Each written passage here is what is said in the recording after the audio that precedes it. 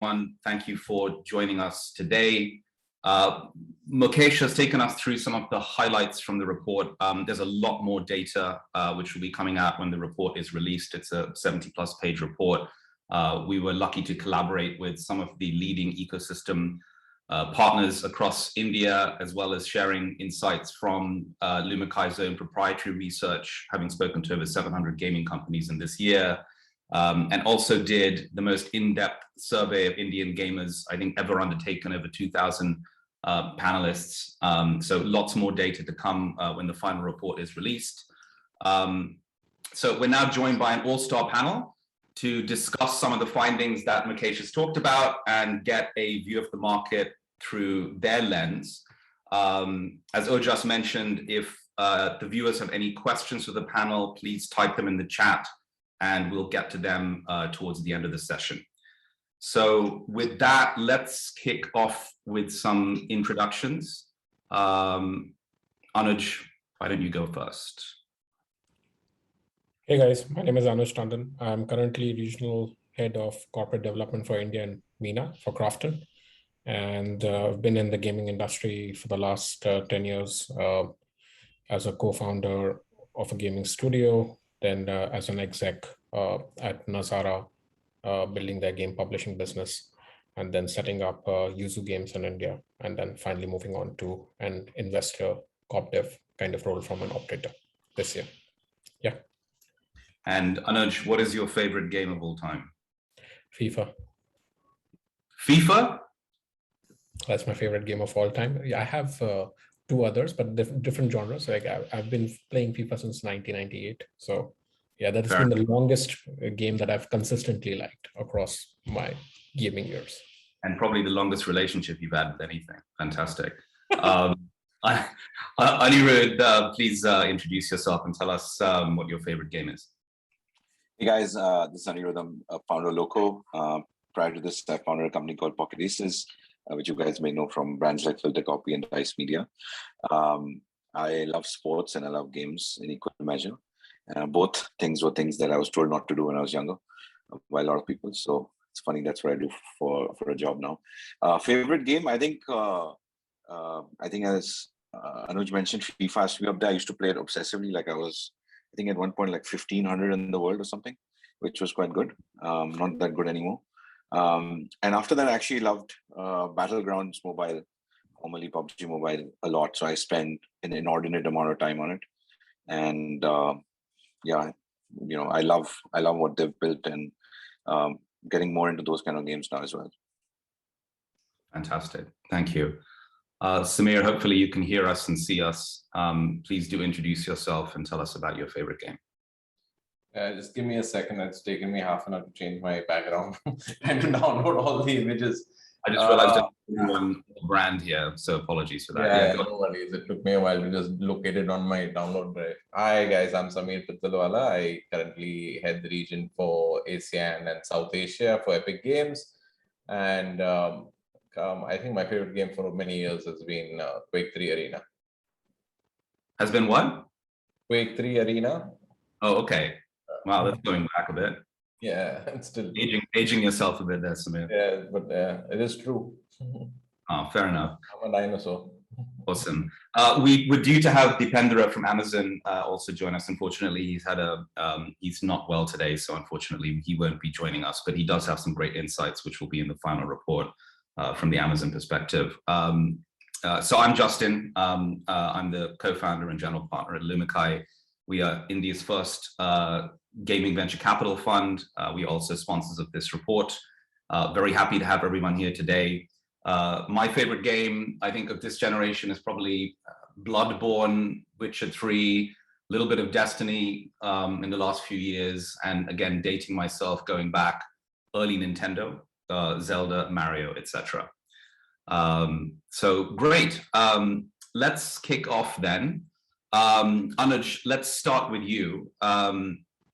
You know, you've been tracking the market now as a founder, as a publisher, and now investor for over 10 years. And, you know, as we saw from Mukesh's intro, India's gaming market growth during this time has been incredible. So let's kick off by talking a little bit about some of the key evolutions that you've seen over your journey that got us here to this point. And, has the market overall progressed, just looking back 10 years ago from when you started, has the market progressed along the progression that you had in mind?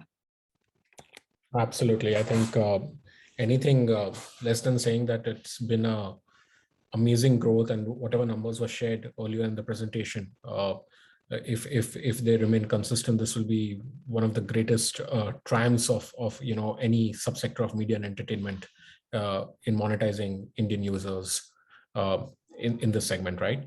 I mean, when sort of the Indian gaming market was in 2009, 2010, there was practically not a real gaming market as such, right? There was a bunch of companies trying to build games for maybe global audiences. The iPhone, Android had just been launched, so those were the platforms for growth. There was not a sort of console gaming culture or PC gaming culture that was highly prevalent. I would say it was there. I mean, you could still find people playing CS on their engineering lands and in their hostels. But as a culture or as a country, we didn't adopt the gaming culture as some of the other countries had already been there. So literally the journey of the Indian gaming industry started in 2010s, right? That's when the early entrepreneurs and etc. started to make games in this market. They got a platform, and India has to have we have to say that's a mobile first. The second sort of big change happened in 2016 when Mr. Ambani launched Jio. That transformed the entire data consumption patterns of this country, and gaming was also part of it. And the third biggest thing which I feel is responsible has to be Battlegrounds Mobile India and PUBG Mobile. That game literally sort of transformed the country, which was considered to be a casual DAU farm for gaming, into somewhat more mid-core sort of. It introduced people to mid-core gaming.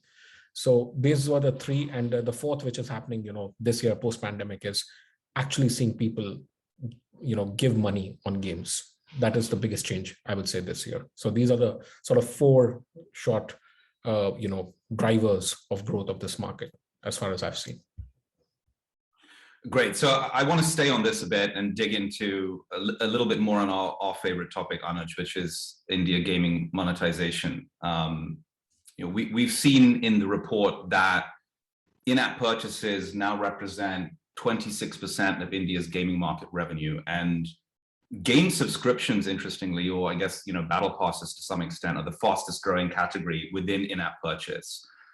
I'm curious, as someone who's built in this space and now is, representing the biggest operator, the biggest developer publisher in this space in India, how do you make a battle pass compelling for Indian gamers? And broadly, do you think why do you think subscriptions have been outpacing other forms of in-app purchases, especially with action games? So talk a little bit more about subscriptions and battle passes in India. What is it that has made that monetization mechanic resonate with Indian gamers, and are there any best practices that you would recommend for other developers who are looking to integrate battle passes that they could learn from?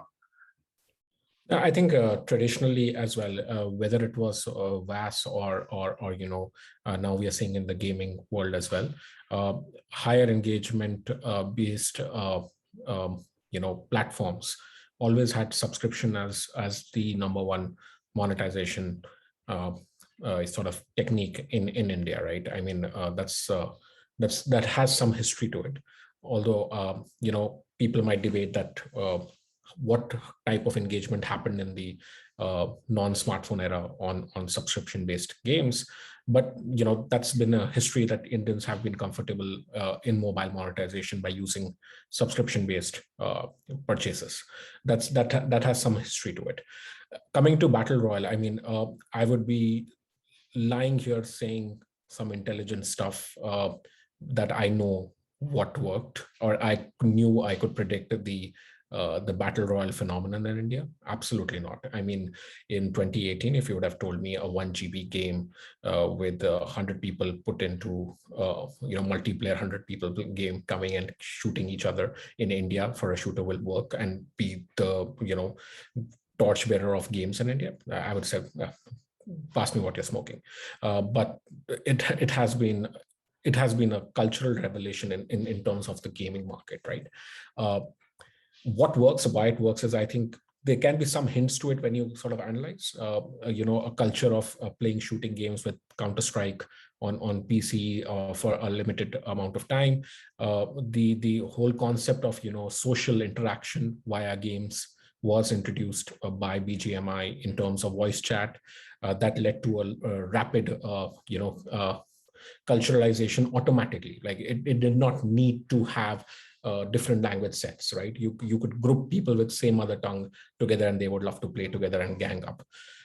Those were the key drivers. I think simplicity of controls and game mechanics is always going to be there, and that was replicated across games on mobile shooters. And but how you played the game, the casualness of the mid-core, the introduction of the casual nature of the mid-core games through PUBG Mobile and BGMI was super important. So and subscription is based on the amount of user engagement that you have. I think battle royals have massive user engagement in India. So you can actually see subscription and battle royale passes working there. Where you have not high user engagement, these subscription models will not work. So it's very game to game. It's very difficult to sermon at a very broad level as to what works. But for battle royale, yes, battle royale passes actually work for India because of the high engagement levels that you have with the game. Right. So, I mean, aside from the high engagement levels, like, do you feel that there's something specific about an early market psychology, which is kind of very value driven, in that battle passes and subscriptions feel to be kind of better value for money overall, right? Versus just one-off in-app purchase transactions.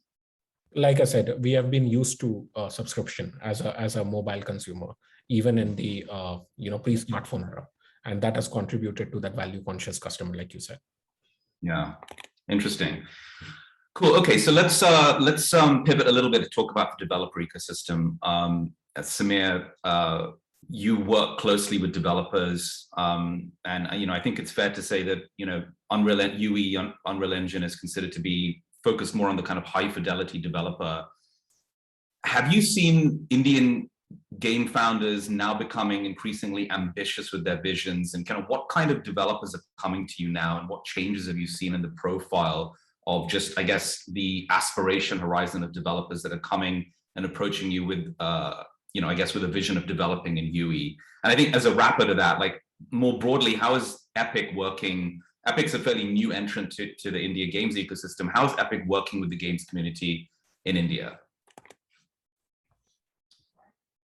I think for us, one of the biggest champions has been Anuj's company. The very fact that their game is built on Unreal Engine and is the most popular here in the region, I think is a good example of that. Another great example is Valorant. So really for Epic, I think more than our first party titles, which is Rocket League, Fortnite and Fall Guys, it's actually pointing to other folks like what Krafton has done, as well as what Riot has done, as great examples of how people can use the similar tools and technologies that have made our games popular and scalable. And I think that's really the big sort of pivot for us, is the growth of the battle royale genre in India. And the fact that these AAA or AA kind of titles positioned at the top end of mobile, especially on Android devices, I think have inspired a whole bunch of companies. We're seeing a similar sort of explosion than in the initial years of what happened with YouTube, right? Where suddenly everybody had the tools of being able to create their own videos and have their own small dev shops, but on video. And I think that's kind of changing to what's happening with gaming, where we're seeing sort of boutiques come up from across the region, and all of these being able to learn these tools really quickly. And Unreal, I think, has done a great job of lowering the barrier of entry by removing the friction around the price point. I mean, back in the day, I remember in the late 90s, when the first time I began playing and being on gaming forums, at that time there was a gaming developer which probably spent $250,000 in those years trying to acquire a license for Unreal. Today, that's free. I mean, most of the funding would go in just paying for an engine. I mean, I'm not even talking about the fact like you have, AAA quality tools in terms of something like the MetaHuman Creator, which would take millions of dollars just about a year and a half ago, would take millions of dollars for you to get a character set of that quality. So I think all of those are today truly democratized. I'm not trying to blow our own horn here, but fact is that, there's millions and millions of dollars of quality of tools, which would normally not be available to any indie developer. Today, a team of 10 or 12 can do that. And we've had some great examples here, I think, with a lot of the companies that you guys talked to at Lumikai, we obviously work with. And normally the barrier to entry has been three. One is capital. The second is access to tools and technology. And the third is, access to people, right? So I think access to people is probably what's kind of taken us the most amount of time this year, is just focusing on where are the Unreal developers and how can we get them ready. So I think a large part of our time has just gone in trying to eradicate barriers to get people to learn the tool and the engine. So we now have, we do have a critical mass of developers across various sort of segments of Unreal. Access to capital, I think we're just doing a dipstick yesterday. We've probably paid out $2 million already without putting a number on it, but we've paid $2 million out to Unreal Engine developers in India specifically. Quite a few of them are gaming, and about 40 to 50% of them are gaming. So that's sort of access to capital that we're removing out, and we're seeing more and more indies now apply for mega grants, which is great and heartening because you don't dilute any equity on it. And third is access to tools. So I think beyond the engine, the larger ecosystem has been Quixel, MetaHuman Creator, capturing reality. And it's been good for us because I think the adjacent industry of media and entertainment, which has really gone on to Unreal really very quickly, I think that's kind of growing rapidly in talent. And both of these industries are adjacent, gaming and M&A. So we're seeing a lot of talent spill over and going cross-functional. Interesting. You talked about the direct capital that Epic's been investing into the ecosystem. I mean, for all the developers that are tuning in, I mean, what can you talk about some of the criteria from Epic's perspective on kind of what are you guys looking for and like what interests you? Like if a team comes to you fresh, they've got a great idea, what are some of the vectors that you look at?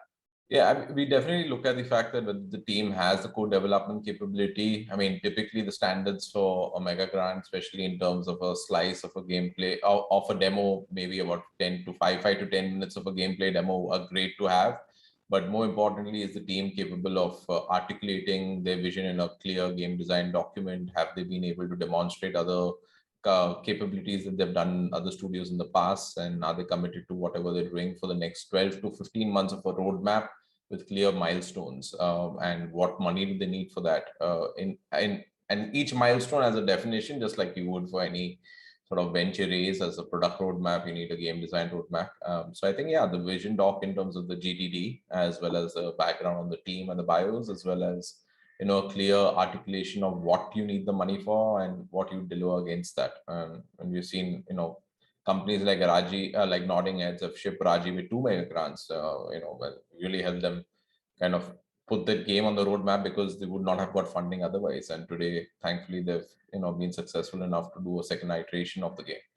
And that's one of many other examples, including Minus Metal and a bunch of other examples, I think, where we have been helping them out with mega grants and also giving them access to, and it's not just about the money, it's also about the team. So we have a local team which moves heaven and earth globally in order to make sure that we're able to help them get access to the latest thinking, especially for Unreal Engine on mobile. Yeah, interesting. Anirudh, I want to talk a little bit about the kind of user side and the kind of creator economy. The growth of game streaming and the creator economy have been huge drivers for gaming in India. And you've been, as you said earlier, you've been at the forefront of this now with 2 startups, Pocket Aces and now Loco. Talk about some of the trends that you're seeing on the creator side, and how do you feel India's streamer ecosystem kind of differs from other markets? There's a lot of comparisons made to early inflection points in China, etc. But like, how much stock do you put into that? Yeah, I think it's gaming is one of the most exciting new content formats. And when you think about kind of what IPL did to cricket, I think the streaming revolution is doing that to gaming, right? It's really democratizing it to another level. I often use the cricket example because I think it's easier to understand. Back in the early 90s, it was the same, maybe 10, 20, 100 people at best who would play. Now everybody can play. And so, and they have a outlet in terms of a streaming platform where they can show their creativity, whether it's their skill in the game or whether it's an entertaining kind of stream that they're doing. So I often compare it to either sports or kind of, late night entertainment like, Kapil Sharma or David Letterman or whatever. So I think the formats are growing very fast. I think if you see mobile is obviously the dominant force, I think that's a big, big difference versus say the US or even China. Most of the games that get airtime are and get watching are mobile first. And, interestingly, when you look at each category of those, they're growing. And they're growing extremely fast, right? If I showed that to, someone in the US, they would think these are all high growth categories. And that's not even keeping in mind like BGMI, which has exploded. So it's not even on the same chart as the others, but the others continue to improve in terms of their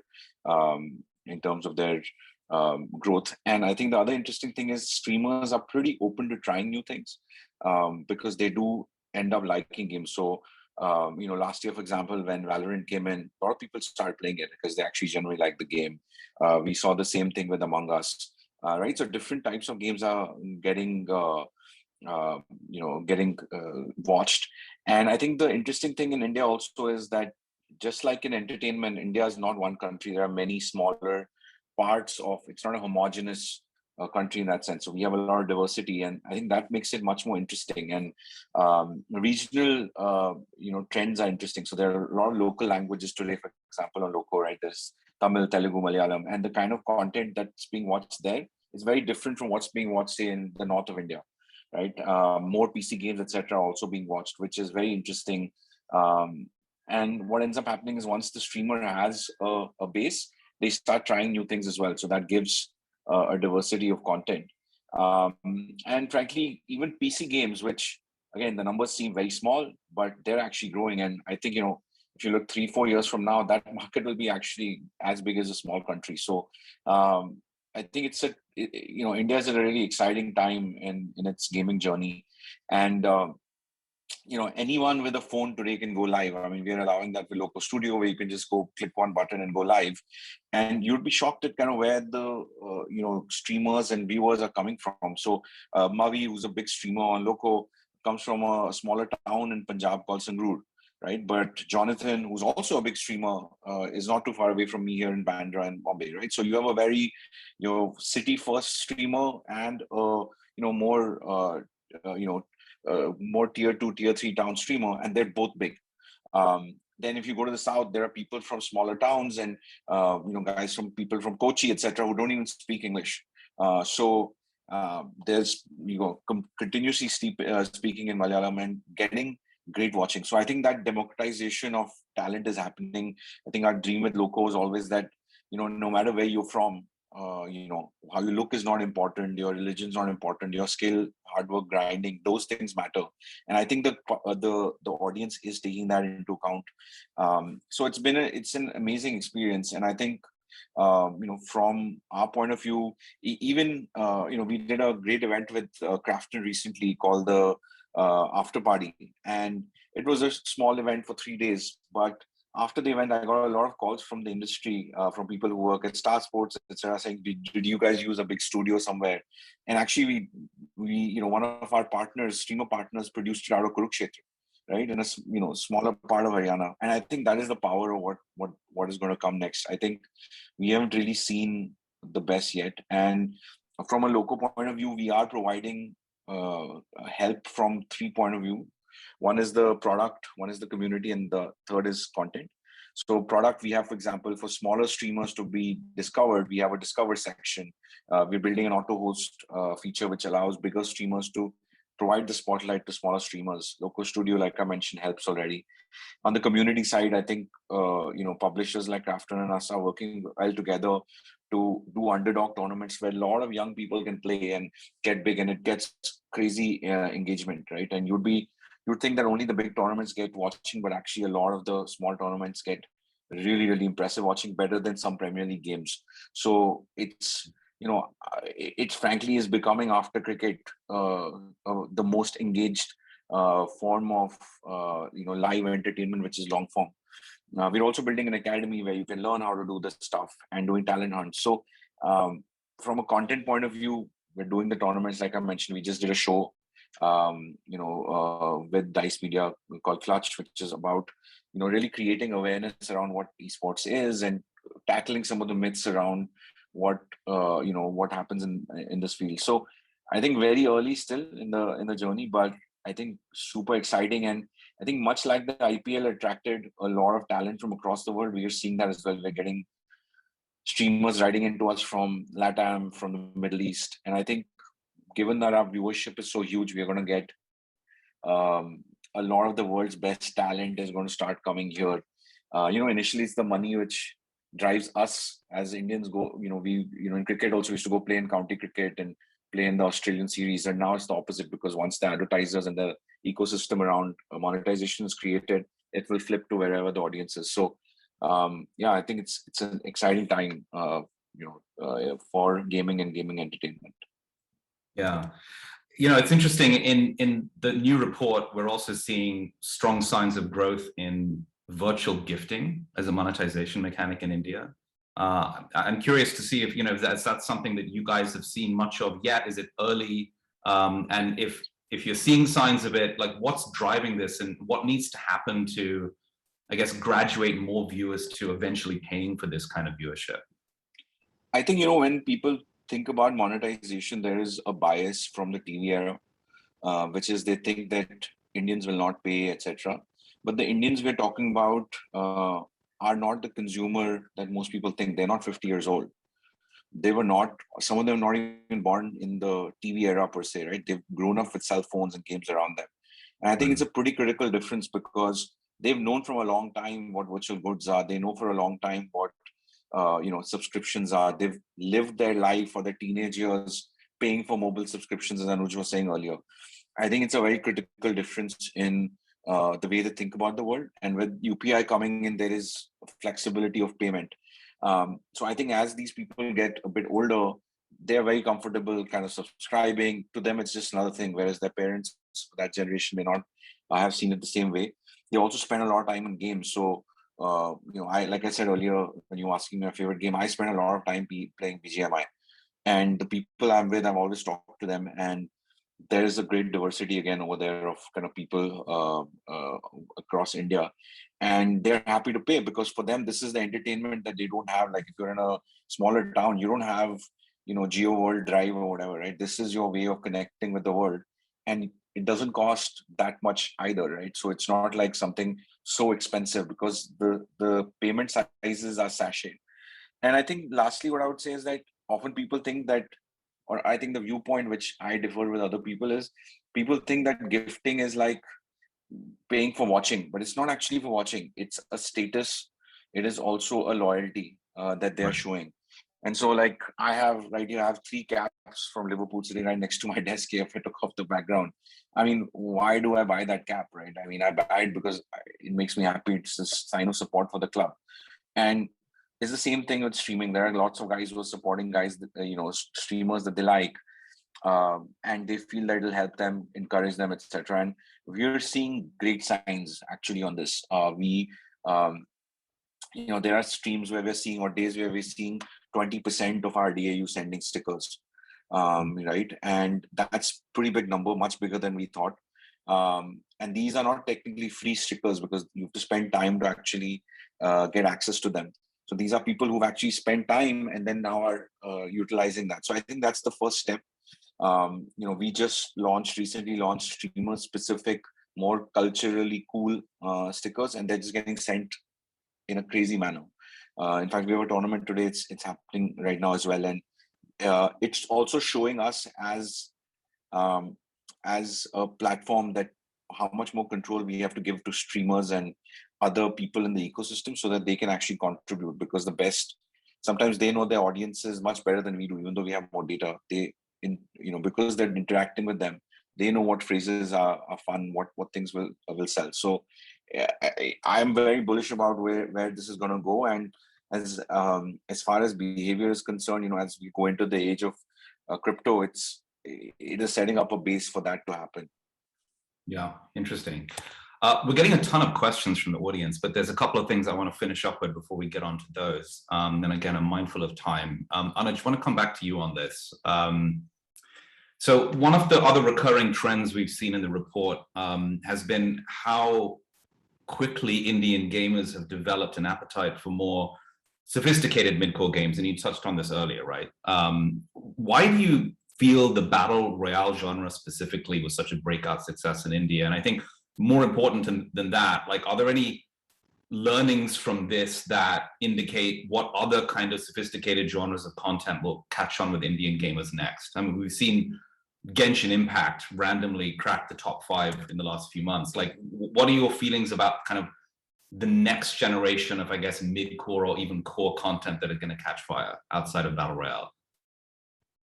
Right. 2-3 things over here. I think for me to sort of predict what's going to happen in the future is going to be super difficult in terms of, so I can talk about some references of how industries have moved in different countries and that they can be taken as reference points. But India is super unique as a market, right? It's the first time you have a gaming community. It's the first time you actually have a community that is thinking as one or progressing in a trend with respect to games, right? I think before sort of Battle Royale, there was still a lot of people who used to pay and play Clash Royale, Clash of Clans, even Lords Mobile to some extent. So the PvP is a larger theme where a casual mid-core content is where we see where you have massive player engagement, massive social levers that tends to do really well in India, right? Which is a high level sort of genre in itself. Having said that, I mean, what are the if you look at the other markets, it's more moving towards RPG. Genshin Impact was the example, the casual RPG sort of taking off with Indian users. But I still think there is time for that, because this is, we still see the Google Play top grossing. It's a little biased for you because it's majority, the base is not as significant as the other markets. So if anything comes in the top 10, they're still making money, tons of it. It's just the audience might be smaller. So we sort of tend to overestimate these mass market movements.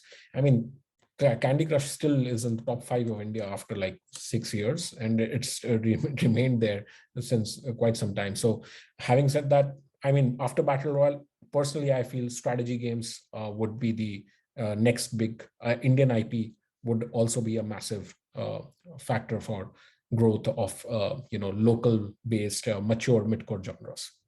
Right. Yeah. So just a quick follow up on that. As part of the report, we also did a panel of 2,000 Indian gamers. And what was really interesting is that I think it was 65% responded that they'd either be likely or very likely to play new games, or they were strongly interested in playing new games that included an Indian mythology theme. Now, there's been a lot of talk about, when's there going to be a GTA set in India and Assassin's Creed built in India, or, I guess, how much of this, do you believe this? Do you feel that it's just kind of like an intent versus something that people are actually going to pay for? And how does this align with, I guess, your experience, working on games for Indian audiences? No, absolutely. I'm a firm believer that, Indian IP is not just has the potential to disrupt the gaming segment in India, but as well globally. There's a lot of stories from India that have been underexplored. The Indian culture has massive storylines, very interesting storylines that can be exploited by games globally, not just in India, right? So I'm a firm believer that Indian IP will be super popular in this decade, whether and again, we're going with some reference points. People say it might not happen, but you start any mass media platform in India, whether it is your television, animation, all started with global content being immensely popular, and then just global content being, a niche, having market segment, but the local content really just taking over massively, right? Whether it's television, animation, chota beams, and all that. Now we've already started seeing that happen in the casual games.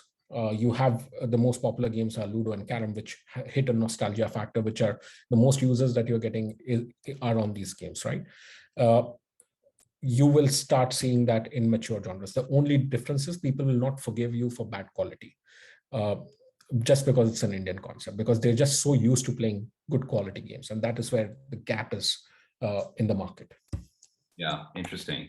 So we've got, just to close this out, we've got a couple of questions from viewers here. And one is around, I guess, just looking ahead at new business models.